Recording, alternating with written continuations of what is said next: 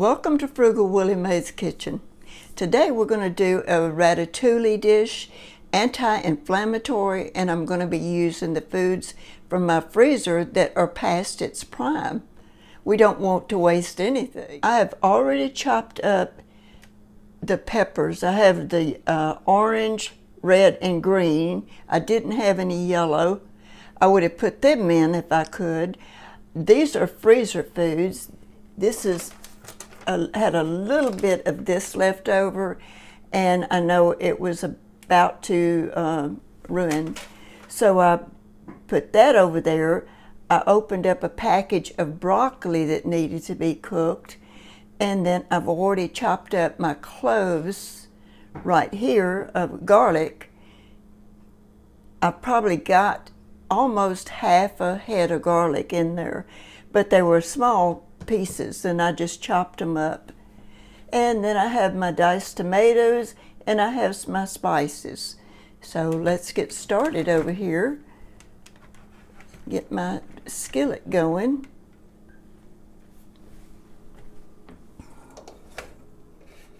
I have a good layer of EVOO in my cast iron skillet. I'm going to put the garlic in and get it softened. And then I'm going to add in my peppers on top of that. Now the ratatouille was thought to be a French dish in the 1700s. At the end of the summer, the poor farmers, they had to, or their wives probably, they had to use the products even though they were past their prime because they couldn't let anything go to waste. Would take the end of the garden vegetables, and even though they were past their prime, they would make it into a stew, and they would typically start out with the eggplant, zucchini, yellow squash, and so on, and the other things that are in the garden. I don't have eggplant, I don't have the zucchini, and I don't have the squash. So I'm going to use the anti-inflammatory vegetables that are in my freezer or were in my freezer. So we'll get this going, and I'm going to turn that down a little bit because I don't want them just really fried, really strong. And I'm going to put all of my peppers in. And because they're frozen, they're going to have some water in there.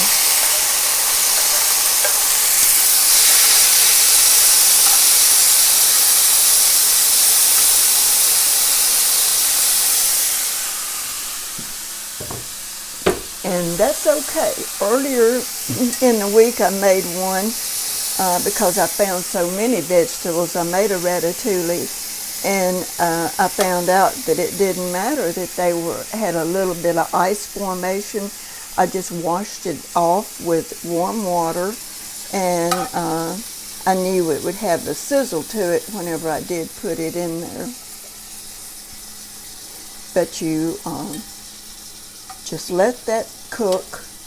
Now some people today that make a ratatouille, they slice it, they have fresh vegetables and they slice it up in rounds and layer it according to the colors in their pan, but they make a sauce with the garlic, onions, peppers, and they may put a few little spices in there, and then they'll pour that over it. It looks really, really pretty, and I'm sure it tastes really good.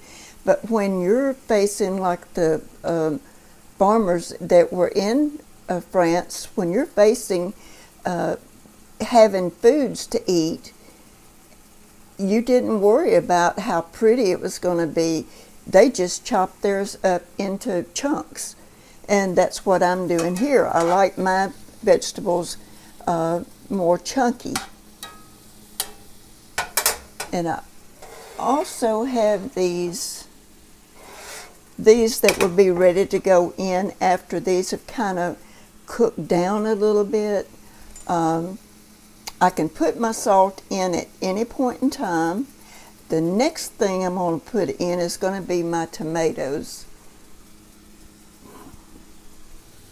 And I'm going to put a full can, and this is like 14.5 ounces or 411 grams of diced fire roasted tomatoes. And this made such a good dish. Everybody who tasted it really did like this. I think it pleases most people.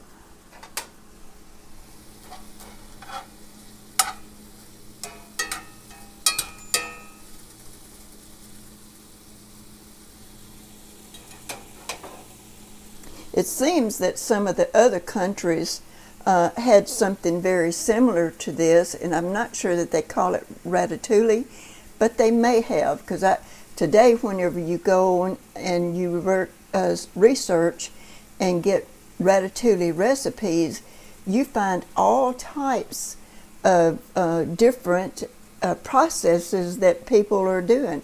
Some people chop their vegetables just really small, just little bitty cubes, and that pleases them. I'm sure every country has their traditions, but it's typically thought that it was started in France, but it could have started way back long before that, because I'm sure people, they did whatever they could to have enough food for their families to eat. I'm going to go ahead and add the salt at this point.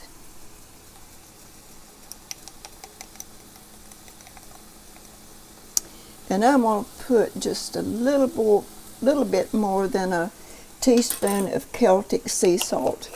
When I put the tomatoes in, they're salted already, so I may not need as much of the regular salt. I am going to go ahead and, because I do like putting pepper in the vegetables, and I'm going to put just under a teaspoon of pepper.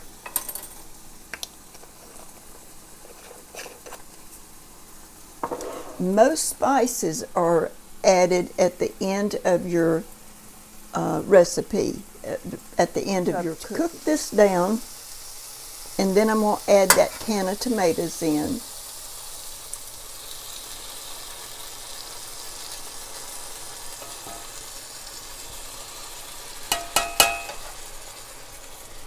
I normally put a little water in there so that I get all the tomatoes.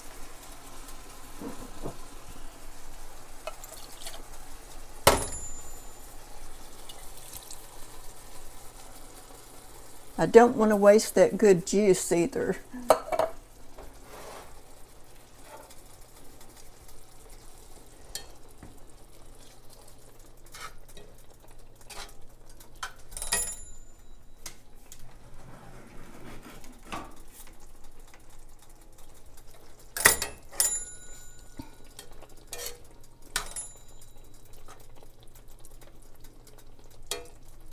Now this stew is called a stew, basically, and it's normally cooked on the top of the stove.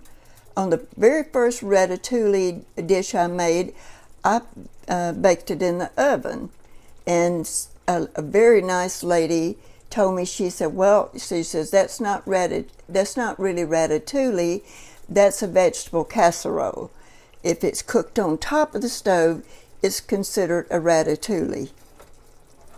And I thanked her for that information, because I did not know. Now I'm going to go ahead and add my vegetables in.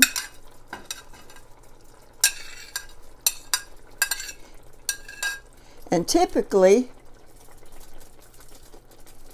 the original farmers' wives that made this dish, they cooked it for like hours on top of the stove. And that made it into a stronger stew.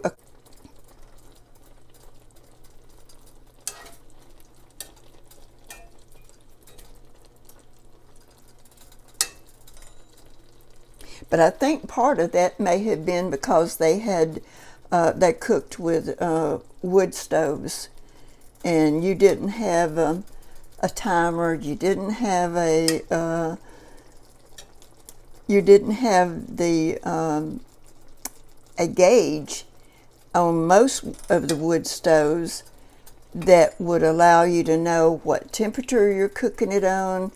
I typically start mine a little bit hotter, but then I turn it down closer to the 350 or the... Now the one seasoning that I am going to go ahead and put in early is going to be the oregano. I do like the taste of oregano. So I'm going to scoot over here and grab the oregano. Because I'm going to put fresh basil in here. I've got a fresh basil that I'm growing. And I'm going to take that lid off.